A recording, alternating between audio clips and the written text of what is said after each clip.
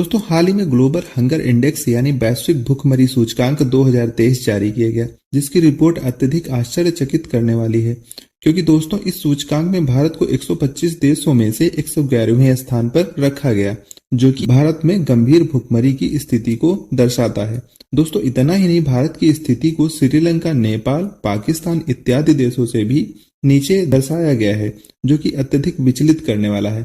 दोस्तों शायद इन्हीं वजहों से भारत सरकार के द्वारा इसे पूरी तरीके से बेबुनियाद, दुर्भावना से परिपूर्ण और त्रुटिपूर्ण बताया गया।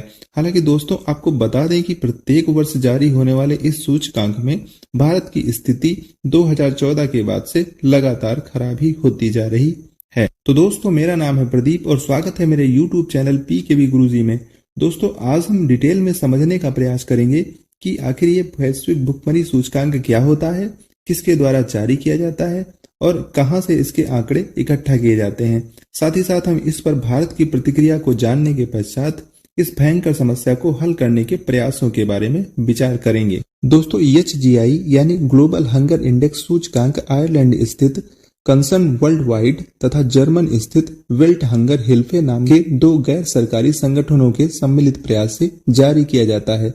दोस्तों इस सूचकांक को जारी करने का मुख्य उद्देश्य संपूर्ण विश्व से भूखमरी को समाप्त करना है, जो कि संयुक्त राष्ट्र संघ के 2015 में घोषित सस्टेनेबल डेवलपमेंट गोल्स के लक्ष्य नंबर 2 विश्व से गरीबी को समाप्त करना की बात करता है। दोस्तों UN द्वारा इन सभी गोल्स को 2030 तक प्राप्त करने का लक्ष्य रखा गया है। दोस्तों इस सूचकांक को जिन 4 आधारों पर जारी किया गया है उनमें पहला आधार अल्प पोषण अर्थात कम कैलोरी का सेवन करने वाली जनसंख्या, दूसरा उम्र के हिसाब से बौनापन, तीसरा उम्र के हिसाब से कम लंबाई तथा चौथा आधार बाल मृत्यु दर को बनाया गया है।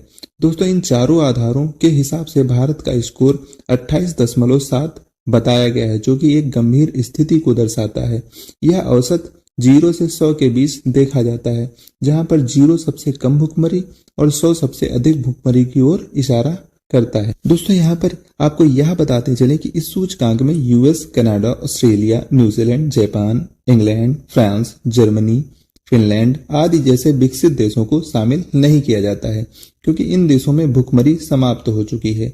इनमें जिन 125 देशों को लिया गया है उनमें भारत को 111वां स्थान दिया गया।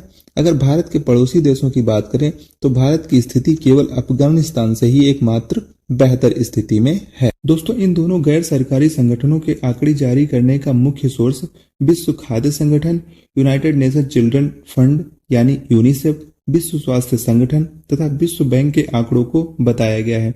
दोस्तों रिपोर्ट में यह भी बताया गया है कि जलवायु परिवर्तन, संघर्ष, आर्थिक झटकों, वैश्विक महामारी, रूस यूक्रेन युद्ध इत्यादि ने सामाजिक आर्थिक असमानताओं में और इजाफा किया है। दोस्तों इस रिपोर्ट के जारी होने के तुरंत बाद ही भारत सरकार द्वारा इस पर ऐतराज जताया गया और इसे दुर्भावनापूर्ण, बेबुनियाद और त्रुटिपूर्ण बताया गया। दोस्तों भारत का यह कहना है कि सर्वे में 4 आधारों में से 3 आधार तो केवल बच्चों की ही बात करते हैं, जो कि संपूर्ण जनसंख्या की बात कैसे कर सकते हैं। इसके अलावा भारत का आरोप है कि इन एजेंसियों के सैंपल सर्वे अत्यधिक कम जनसंख्या को आधार मानकर लिए गए हैं, जो कि भारत जैसे विशाल देश के लिए उचित नहीं है। और सबसे बड़ी बात, भारत आजकल स्वयं उन देशों को खाद्यान्न की आपूर्ति कर रहा है जिन्हें सूचकांक में भारत के ऊपर प्रदर्शित किया गया। दोस्तों भारत का कहना है कि हमारे द्वारा खाद्य सुरक्षा मिशन के अंतर्गत मार्च 2020 से प्रति व्यक्ति 5 kg अनाज लगभग 80 करोड़ जनसंख्या को लगातार हर महीने दिया जा रहा है, जिसकी तारीफ UN द्वारा भी लगातार की गई है। इसके इतर पोषण अभियान, ICDS प्रोग्राम, मिशन इंद्रधनुष, मनरेगा, मध्याह्न भोजन जैसे अनेक कार्यक्रम भूखमरी समाप्त करने हेतु चलाए जा रहे हैं। फिर भी हमारी स्थिति इतनी बेकार कैसे? क्या यहाँ पर भारत की छवि को खराब किया जा रहा है? दोस्तों अब अगर हम रिपोर्ट जारी करने वाली NGOs की बात करें तो ये दोनों संस्थाएं 1960 के दशक में बनी थी, जो लगातार मानव विकास के लिए कार्य कर रही हैं। इन संस्थाओं द्वारा कई देशों में हजारों करोड़ रुपए इस दिशा में व्यय किए जा चुके हैं, तो इनके आंकड़े बेबुनियाद कैसे हो सकते हैं? वैसे भी ये सरकार से इंडिपेंडेंट होकर काम करती है। दोस्तों रिपोर्ट बताती है कि हमने बच्चों को केंद्र बिंदु में इसलिए रखा है क्योंकि सर्वप्रथम परिवार द्वारा बच्चे का ही पेट भरने की बात की जाती है, और जहां पर बच्चे भूखे होंगे वहां पर बड़े क्यों नहीं भूखे होंगे। दोस्तों रिपोर्ट में बताया गया है कि भारत में बाल मृत्यु दर अर्थात 5 वर्ष से कम उम्र के बच्चों की मृत्यु दर और उसके साथ साथ बच्चों की लंबाई वाले आंकड़ों में तो इजाफा हुआ है, लेकिन अल्प पोषण व बच्चों का दुबलापन अभी भी एक बड़ी समस्या बनी हुई है। और अगर इतने कार्यक्रम न चलाए गए होते तो स्थिति और भयावह होती।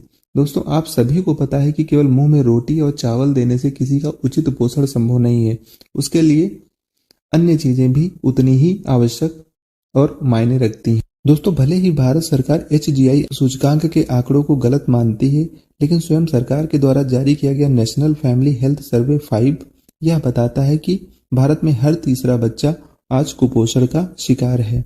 दोस्तों आज लगातार बढ़ती महंगाई ने परिवार के बजट की ऐसी तैसी कर दी है और ऊपर से लगातार बढ़ती बीमारियों ने पूरा सिस्टम ही हिला दिया है। दोस्तों यहाँ पर हमें आवश्यकता है कि हम अपने हेल्थ सिस्टम, एजुकेशन सिस्टम पर अत्यधिक काम करें।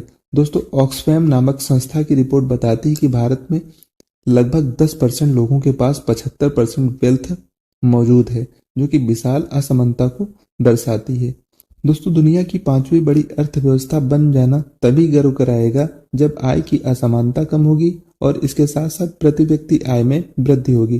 तभी भारत विश्व गुरु बन पाएगा और भुखमरी के दानों का भी अंत हो पाएगा। सो फ्रेंड्स हमारे आज के वीडियो में बस इतना ही। जय हिंद दोस्तों।